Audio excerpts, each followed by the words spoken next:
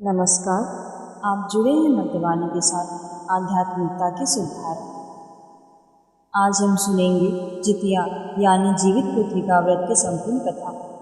यह व्रत माताएं अपनी संतान की दीर्घायु, उत्तम स्वास्थ्य और जीवन की हर विपत्ति से रक्षा के लिए करती है। यह व्रत आश्विन मास की कृष्ण पक्ष की अष्टमी तिथि को किया जाता है और इसमें माताएं निर्जला उपवास रखती हैं।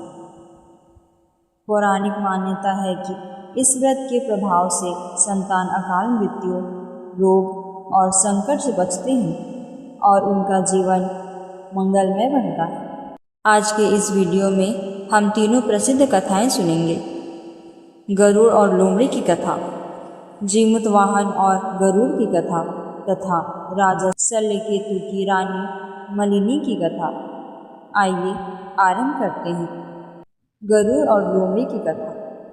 बहुत समय पहले नर्मदा नदी के किनारे एक जंगल में गरुड़ और एक मादा लोमड़ी रहते थे। एक दिन दोनों ने कुछ स्त्रियों को उपवास करते और पूजा करते देखा। दोनों ने सोचा कि हम भी इस व्रत का पालन करें, परंतु उपवास के दौरान लोमड़ी भूख के कारण बेहोश हो गई और चोरी छिपे भोजन कर लिया, जबकि गरुड़ ने पूरा व्रत निष्ठापूर्वक किया और अंत तक नियमों का पालन किया। परिणाम स्वरूप लोमड़ी की संतानें जन्म के कुछ ही समय बाद मर जाती थीं, जबकि गरुड़ की संतानें दीर्घायु और स्वस्थ होती थीं।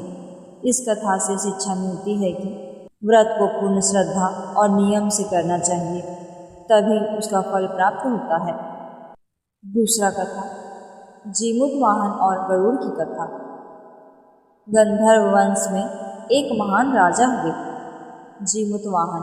वे बड़े बुद्धिमान और परोपकारी थे। राजपाट से विरक्त होकर उन्होंने राज्य का कार्यभार भाइयों को सौंप दिया और स्वयं वन में तपस्या करने चले गए। एक दिन जंगल में उन्हें एक वृद्धा रोती बिलखती दिखाई दी। जीमूत वाहन ने पूछा, माता, आप क्यों रो रही हैं? वृद्धा ने कहा, मैं नागवंश की हूँ। प्रतिज्ञा के अनुसार हर दिन एक नाग को पक्षी राजगरुड़ को पूजन के लिए भेजना पड़ता है।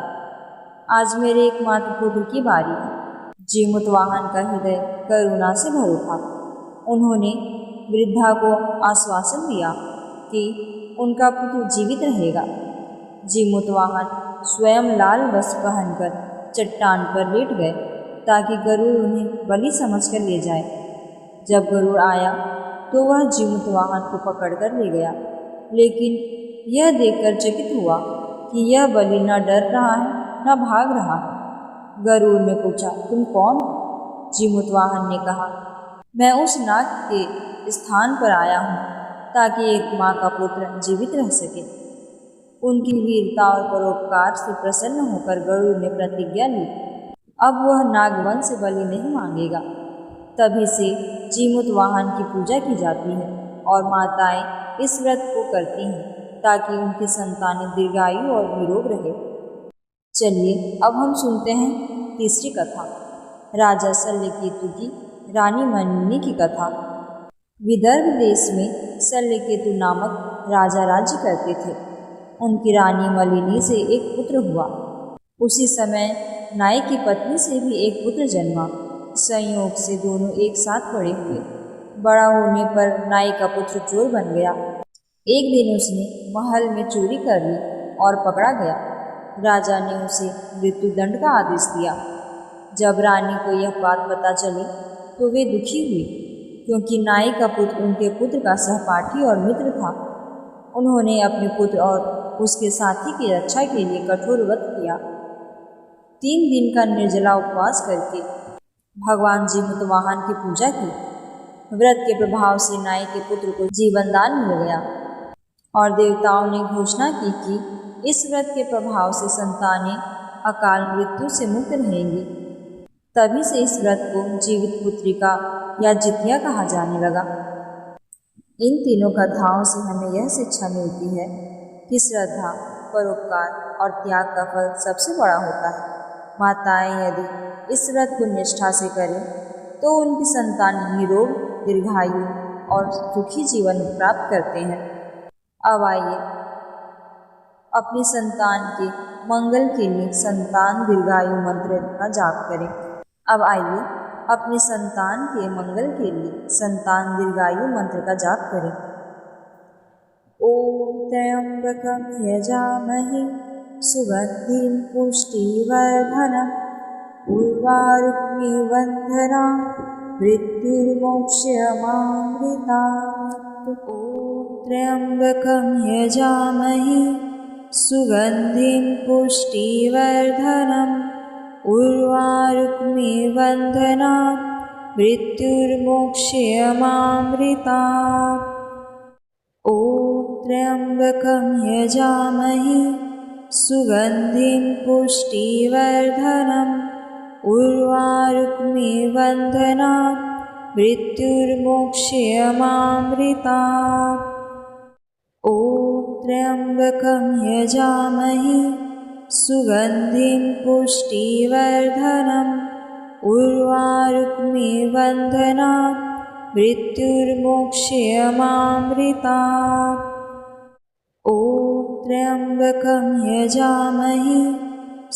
सुगंधिं पुष्टिवर्धनम् उर्वारुकमिबन्धनान् मृत्युर्मोक्षयमामृतात्। ओम त्र्यंबकं यजामहे सुगंधिं पुष्टिवर्धनम् उर्वारुकमिबन्धनान् मृत्युर्मोक्षयमामृतात्। ओम त्र्यंबकं यजामहे सुगंधिं पुष्टिवर्धनम् उर्वारुकमिबन्धनान् मृत्युर्मोक्षयमामृतात्। ओम त्र्यंबकं यजामहे सुगंधिं पुष्टिवर्धनम् उर्वारुकमिबन्धनान् मृत्युर्मोक्षयमामृतात्। ओम त्र्यंबकं यजामहे सुगंधिं पुष्टिवर्धनम् उर्वारुकमिबन्धनान् मृत्युर्मोक्षयमामृतात्।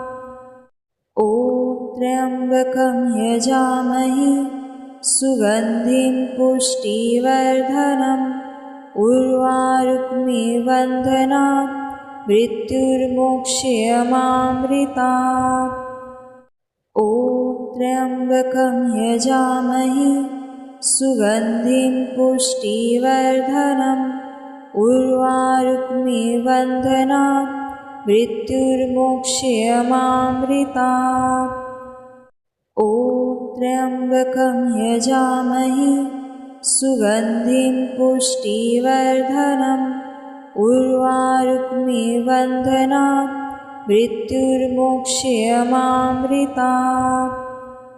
ओम त्र्यंबकं यजामहे सुगंधिं पुष्टिवर्धनम् उर्वारुकमिबन्धनान् मृत्युर्मोक्षयमामृतात्। ओम त्र्यंबकं यजामहे सुगंधिं पुष्टिवर्धनम् उर्वारुकमिबन्धनान् मृत्युर्मोक्षयमामृतात्। ओम त्र्यंबकं यजामहे सुगंधिं पुष्टिवर्धनम् उर्वारुकमिबन्धनान् मृत्युर्मोक्षयमामृतात्। ओम त्र्यंबकं यजामहे सुगंधिं पुष्टिवर्धनम् उर्वारुकमिबन्धनान् मृत्युर्मोक्षयमामृतात्। ओम त्र्यंबकं यजामहे सुगंधिं पुष्टिवर्धनम् उर्वारुकमिबन्धनान् मृत्युर्मोक्षयमामृतात्।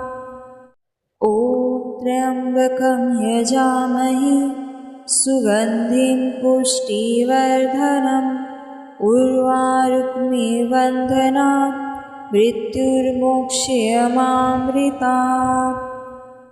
ओम त्र्यम्बकं यजामहे सुगन्धिं पुष्टिवर्धनम् उर्वारुक्मिः बन्धनात् मृत्युर्मोक्षयमामृतात्। ॐ त्र्यम्बकं यजामहे सुगन्धिं पुष्टिवर्धनम् उर्वारुक्मिः बन्धनात् मृत्युर्मोक्षयमामृतात्। ॐ त्र्यम्बकं यजामहे सुगन्धिं पुष्टिवर्धनम् उर्वारुक्मिः बन्धनात् मृत्युर्मोक्षयमामृतात्। ॐ त्र्यम्बकं यजामहे सुगन्धिं पुष्टिवर्धनम् उर्वारुक्मिः बन्धनात् मृत्युर्मोक्षयमामृतात्। ॐ त्र्यम्बकं यजामहे सुगन्धिं पुष्टिवर्धनम् उर्वारुक्मिः बन्धनात् मृत्युर्मोक्षयमामृतात्। ॐ त्र्यम्बकं यजामहे सुगन्धिं पुष्टिवर्धनम् उर्वारुक्मिः बन्धनात् मृत्युर्मोक्षयमामृतात्।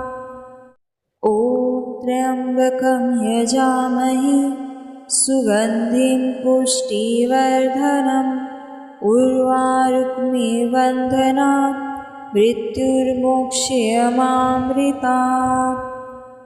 ॐ त्र्यम्बकं यजामहे सुगन्धिं पुष्टिवर्धनम् उर्वारुक्मिः बन्धनात् मृत्युर्मोक्षयमामृतात्। ॐ त्र्यम्बकं यजामहे सुगन्धिं पुष्टिवर्धनम् उर्वारुक्मिः बन्धनात् मृत्युर्मोक्षयमामृतात्। ॐ त्र्यम्बकं यजामहे सुगन्धिं पुष्टिवर्धनम् उर्वारुक्मिः बन्धनात् मृत्युर्मोक्षयमामृतात्। ॐ त्र्यम्बकं यजामहे सुगन्धिं पुष्टिवर्धनम् उर्वारुक्मिः बन्धनात् मृत्युर्मोक्षयमामृतात्। ॐ त्र्यम्बकं यजामहे सुगन्धिं पुष्टिवर्धनम् उर्वारुक्मिः बन्धनात् मृत्युर्मोक्षयमामृतात्। ॐ त्र्यम्बकं यजामहे सुगन्धिं पुष्टिवर्धनम् उर्वारुक्मिः बन्धनात् मृत्युर्मोक्षयमामृतात्। ॐ त्र्यम्बकं यजामहे सुगन्धिं पुष्टिवर्धनम् उर्वारुक्मिः बन्धनात् मृत्युर्मोक्षयमामृतात्।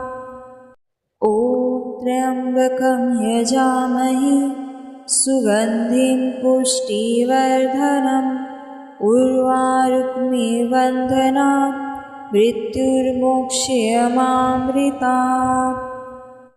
ॐ त्र्यम्बकं यजामहे सुगन्धिं पुष्टिवर्धनम् उर्वारुक्मिः बन्धनात् मृत्युर्मोक्षयमामृतात्।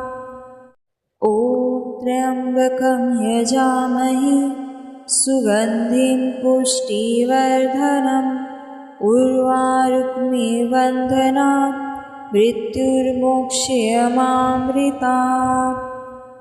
ॐ त्र्यम्बकं यजामहे सुगन्धिं पुष्टिवर्धनम् उर्वारुक्मिः बन्धनात् मृत्युर्मोक्षयमामृतात्।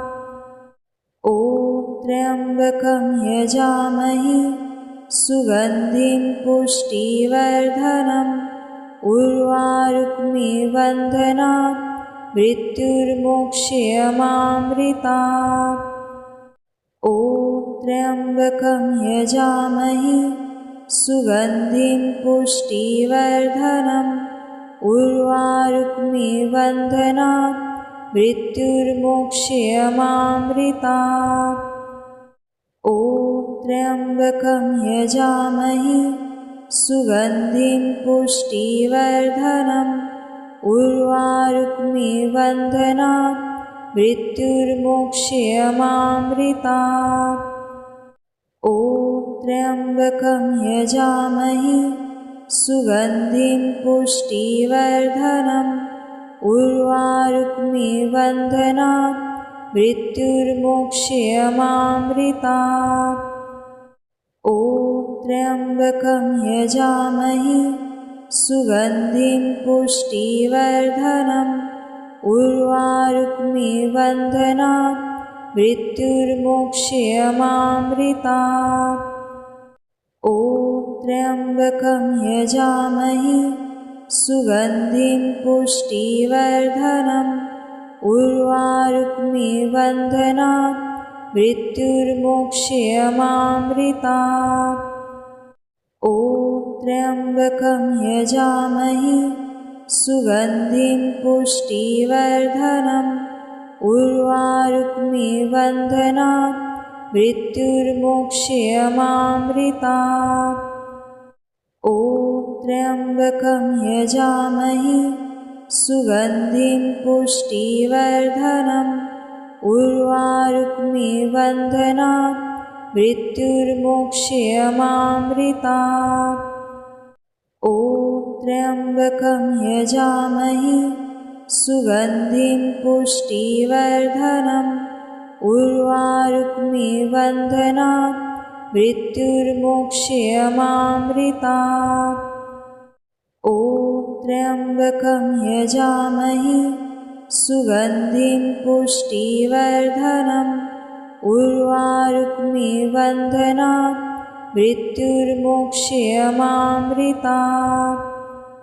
ॐ त्र्यम्बकं यजामहे सुगन्धिं पुष्टिवर्धनम् उर्वारुक्मिव बन्धनात् मृत्युर्मोक्ष्यमामृतात्।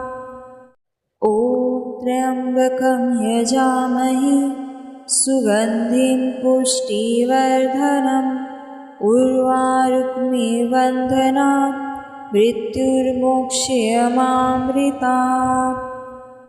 ॐ त्र्यम्बकं यजामहे सुगन्धिं पुष्टिवर्धनम् उर्वारुक्मिव बन्धनात् मृत्युर्मोक्ष्यमामृतात्।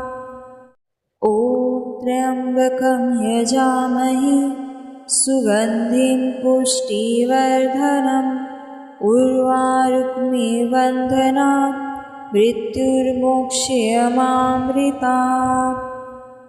ॐ त्र्यम्बकं यजामहे सुगन्धिं पुष्टिवर्धनम् उर्वारुक्मिव बन्धनात् मृत्युर्मोक्ष्यमामृतात्।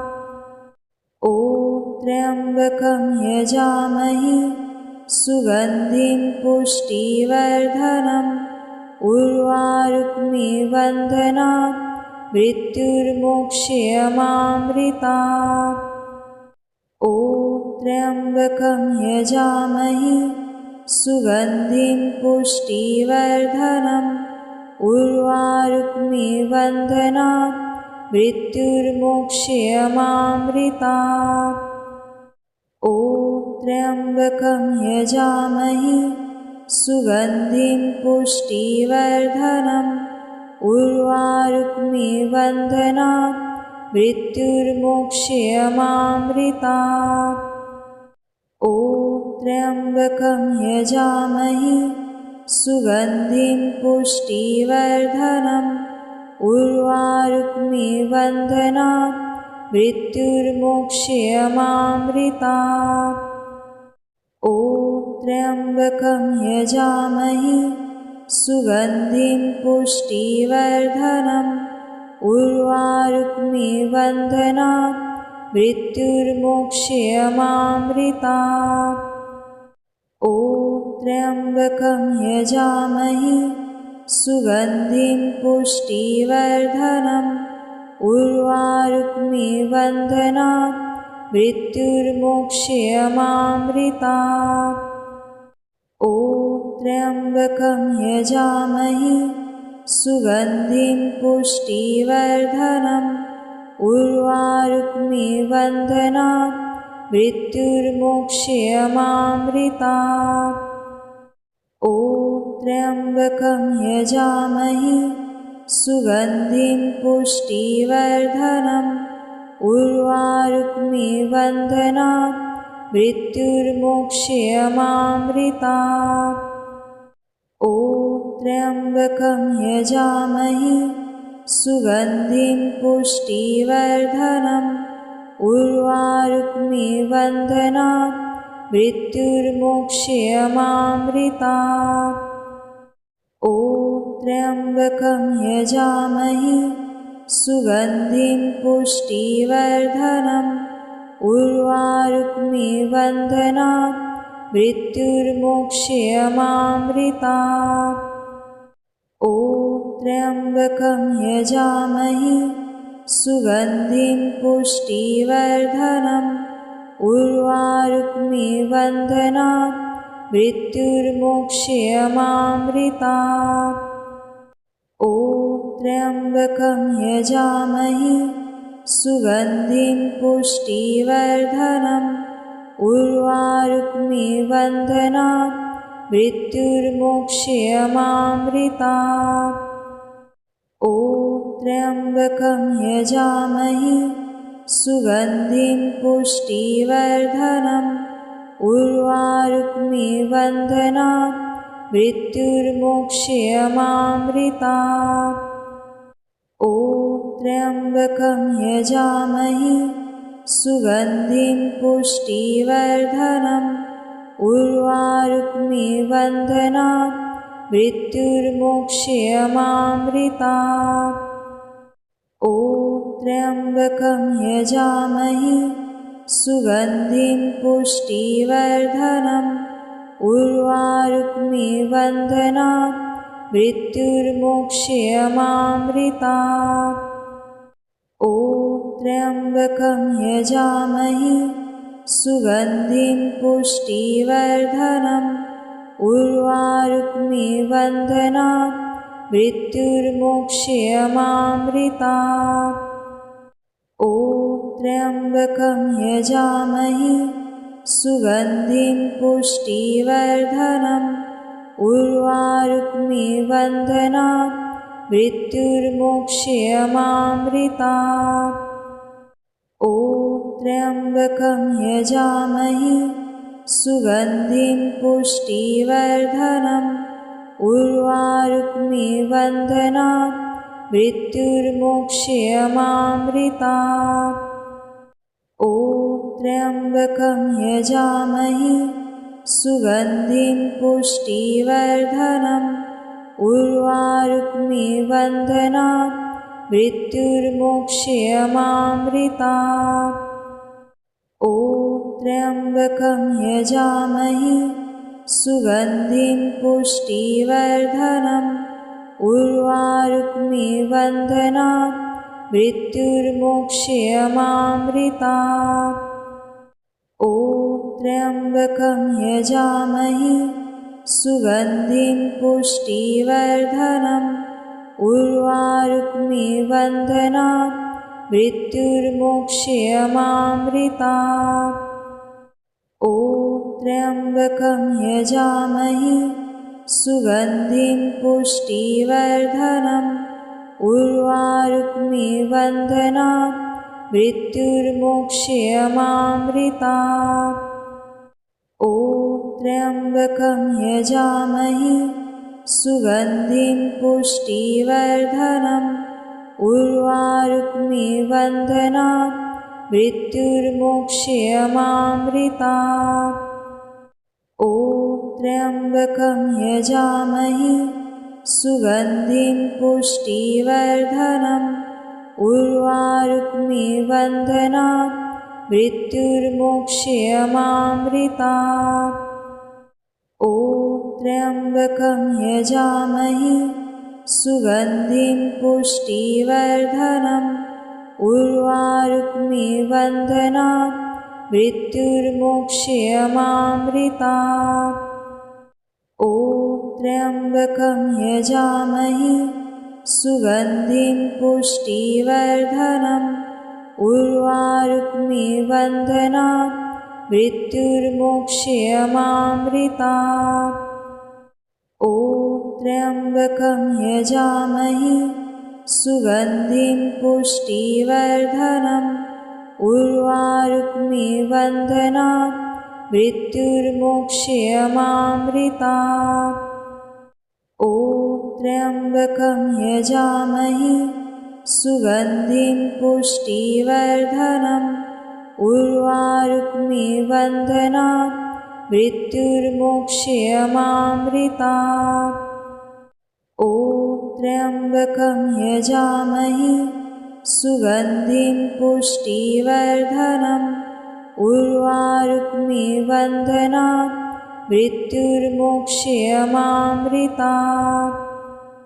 ॐ त्र्यम्बकं यजामहे सुगन्धिं पुष्टिवर्धनम् उर्वारुक्मिं बन्धनात् मृत्युर्मोक्षयमामृतात्।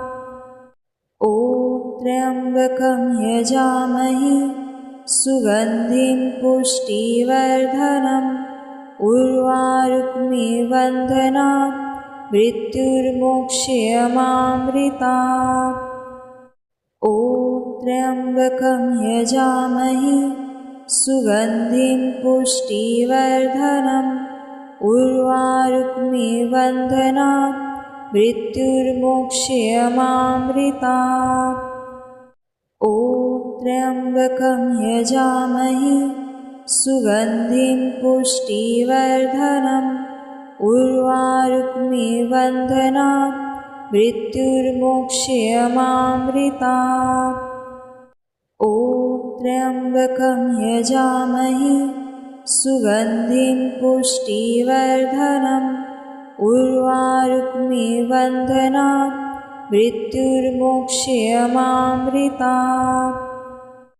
ॐ त्र्यम्बकं यजामहे सुगन्धिं पुष्टिवर्धनम् उर्वारुक्मिं बन्धनात् मृत्युर्मोक्षयमामृतात्। ॐ त्र्यम्बकं यजामहे सुगन्धिं पुष्टिवर्धनम् उर्वारुक्मिं बन्धनात् मृत्युर्मोक्षयमामृतात्। ॐ त्र्यम्बकं यजामहे सुगन्धिं पुष्टिवर्धनम् उर्वारुक्मिं बन्धनात् मृत्युर्मोक्षयमामृतात्। ॐ त्र्यम्बकं यजामहे सुगन्धिं पुष्टिवर्धनम् उर्वारुक्मिं बन्धनात् मृत्युर्मोक्षयमामृतात्। ॐ त्र्यम्बकं यजामहे सुगन्धिं पुष्टिवर्धनम् उर्वारुक्मिं बन्धनात् मृत्युर्मोक्षयमामृतात्। ॐ त्र्यम्बकं यजामहे सुगन्धिं पुष्टिवर्धनम् उर्वारुक्मिं बन्धनात् मृत्युर्मोक्षयमामृतात्। ॐ त्र्यम्बकं यजामहे सुगन्धिं पुष्टिवर्धनम् उर्वारुक्मिं बन्धनात् मृत्युर्मोक्षयमामृतात्। ॐ त्र्यम्बकं यजामहे सुगन्धिं पुष्टिवर्धनम् उर्वारुक्मिं बन्धनात् मृत्युर्मोक्षयमामृतात्। ॐ त्र्यम्बकं यजामहे सुगन्धिं पुष्टिवर्धनम् उर्वारुक्मिं बन्धनात् मृत्युर्मोक्षयमामृतात्। ॐ त्र्यम्बकं यजामहे सुगन्धिं पुष्टिवर्धनम् उर्वारुक्मिः बन्धनात् मृत्युर्मोक्षयमामृतात्। ॐ त्र्यम्बकं यजामहे सुगन्धिं पुष्टिवर्धनम् उर्वारुक्मिः बन्धनात् मृत्युर्मोक्षयमामृतात्। ॐ त्र्यम्बकं यजामहे सुगन्धिं पुष्टिवर्धनम् उर्वारुक्मिः बन्धनात् मृत्युर्मोक्षयमामृतात्। ॐ त्र्यम्बकं यजामहे सुगन्धिं पुष्टिवर्धनम् उर्वारुक्मिः बन्धनात् मृत्युर्मोक्षयमामृतात्। ॐ त्र्यम्बकं यजामहे सुगन्धिं पुष्टिवर्धनम् उर्वारुक्मिः बन्धनात् मृत्युर्मोक्षयमामृतात्। ॐ त्र्यम्बकं यजामहे सुगन्धिं पुष्टिवर्धनम् उर्वारुक्मिः बन्धनात् मृत्युर्मोक्षयमामृतात्। ॐ त्र्यम्बकं यजामहे सुगन्धिं पुष्टिवर्धनम् उर्वारुक्मिः बन्धनात् मृत्युर्मोक्षयमामृतात्। ॐ त्र्यम्बकं यजामहे सुगन्धिं पुष्टिवर्धनम् उर्वारुक्मिः बन्धनात् मृत्युर्मोक्षयमामृतात्। ॐ त्र्यम्बकं यजामहे सुगन्धिं पुष्टिवर्धनम् उर्वारुक्मिः बन्धनात् मृत्युर्मोक्षयमामृतात्।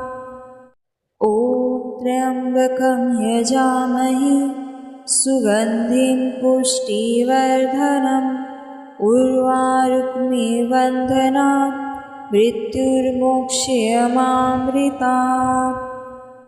ॐ त्र्यम्बकं यजामहे सुगन्धिं पुष्टिवर्धनम् उर्वारुक्मिः बन्धनात् मृत्युर्मोक्षयमामृतात्।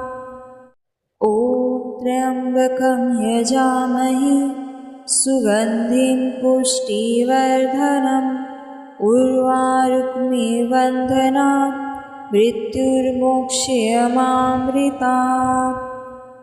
ॐ त्र्यम्बकं यजामहे सुगन्धिं पुष्टिवर्धनम् उर्वारुक्मिः बन्धनात् मृत्युर्मोक्षयमामृतात्।